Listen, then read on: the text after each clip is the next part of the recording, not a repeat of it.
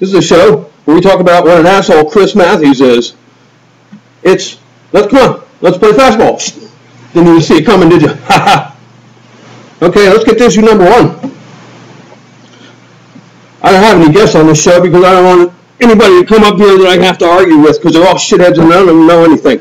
That's number 1. Here's issue 1. Issue 1 is the guy's not the president. I don't care if he was born in Little Rock. I don't care if he was born on Rock Island. Doesn't matter. This is the language.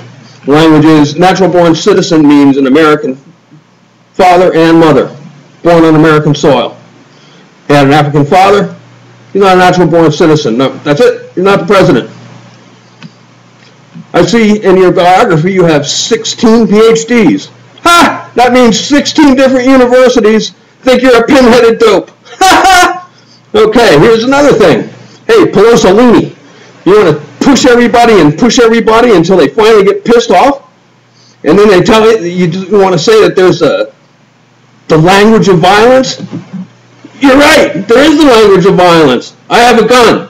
And you fuckers better start representing the people or you're going to find out what it means. Hey, Chris, you want to deal with the guy in New Hampshire? Let me tell you something about the history of guns and presidents in this country. People from Teddy Roosevelt to even William McKinley, all the way back to Abe Lincoln, stumped all around this country, and a lot of times their entire audiences were thousands of cowboys that had all kinds of guns. Lincoln was shot in a theater in Washington, D.C. McKinley was shot in Buffalo, New York at the World's Fair. So shut up. You don't know what you're talking about. You're a liberal spendthrift. You're a propagandist, just like your buddy Goldman. How you like that? Ha! Okay. And one more thing. You fucking jerk. You want the Yankees? That's the worst thing in the world you could wish for. But I hope you get them. Frankly, most of the world that uses their minds and knows something about sports wants to see the Dodgers and the Yankees. But I hope you get your fucking wish. Because you're going to wish you hadn't wished it.